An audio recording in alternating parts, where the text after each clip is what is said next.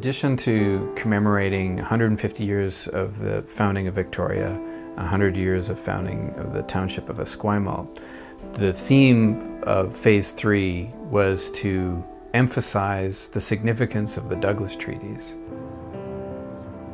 You know, I've been praying all week, hoping that I find the right words to address a sacred document that was signed by our great-great-great-grandfathers.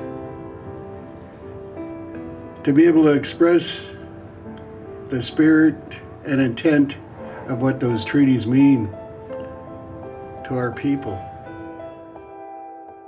The Douglas Treaties, which are also known as the Vancouver Island Treaties and also the Fort Victoria Treaties, are 14 documents which were created as part of the colonial process on the west coast of North America. In 1849, the British Crown established Vancouver Island as a Crown colony and tasked the Hudson's Bay Company with responsibility to place settlements on Vancouver Island. To do this, the Hudson's Bay Company turned to one of their more experienced directors, Chief Factor Douglas. One of the first things he was concerned about was the fact that there were already a considerable amount of communities, First Nations, that had already clearly had settled and worked and lived on the land for generations. But Douglas, to his credit, did have some recognition of the fact that there needed to be something to address the rights of these societies and the fact that they had been living on the land for generations. And he wrote that to the Crown in September 1849. Archibald Barclay, one of the directors of the Hudson's Bay Company, wrote back to Douglas in December, explaining that there was what they called a set of inchoate rights, a set of rights that they didn't really understand, but nevertheless acknowledged must exist within these First Nations communities, and so they had to be dealt with.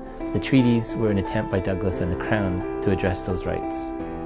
The significance of the Douglas Treaties in recognizing Aboriginal title to the land is important to both the community and local people, but it's been used in court cases that have gone all the way up to the Supreme Court and setting legal precedent across the country.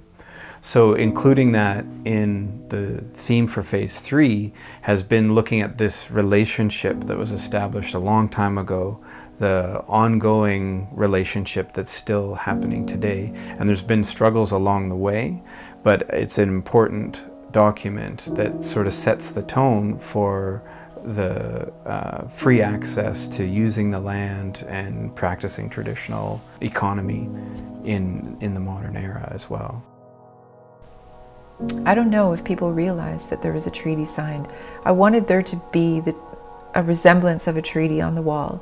So when people come, they see something solid, you know, and it's done in the old English text from that time. And I wanted them to realize that there was an exchange made. And this created a huge amount of change on this island. Everything started moving so fast, so fast, so fast. And, you know, for 150 years, the people from this island have gone through transition, and it's still not that long ago. Yeah, Phase 3, the Ogden Point project, was really difficult. You know, it's the most difficult of all the other phases. You know, the other ones were easy. To really have to think about, you know, the 150 years of you know, the Confederation, that sort of thing was just a dilemma for me. Not only personally, but as an Aboriginal person. And my approach was to depict what we have today and what we had way back then, as opposed to what we lost. All I know is for my own tribe. You know, our people are we used to live on the waterfront in Victoria. And Songhees Nation, Esquimalt Nation. And Victoria, the city of Victoria was not a city when we were in contact with the newcomers. It was, you know, it was beautiful, sacred land to us. And now it's, you know, land for everyone that comes. It's beautiful still. It's just very different from what we remember it to be. You know, when I talk about those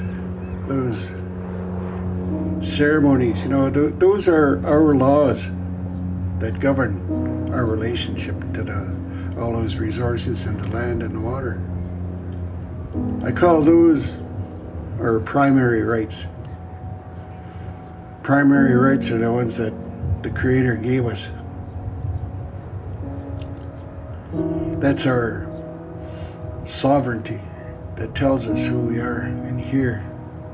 And it's that feeling that we have in here, that we have a rightful place in our own land. Now, in order for us to implement our treaty, we need to develop some secondary rights, secondary laws to protect those primary,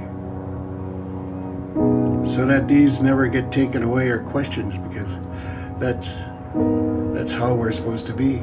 That's how He made us. We got to stop blaming each other and pointing the finger at each other. Learn how to work together. Learn how to forgive. That's the biggest part. How do we look at each other in the eye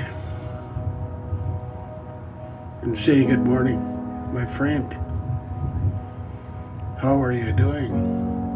Instead of hiding our faces, pushing everything to the back and not dealing with things. So to me, that's what the Douglas Treaty means. It's building that relationship, finding our rightful way in this land, our own homeland.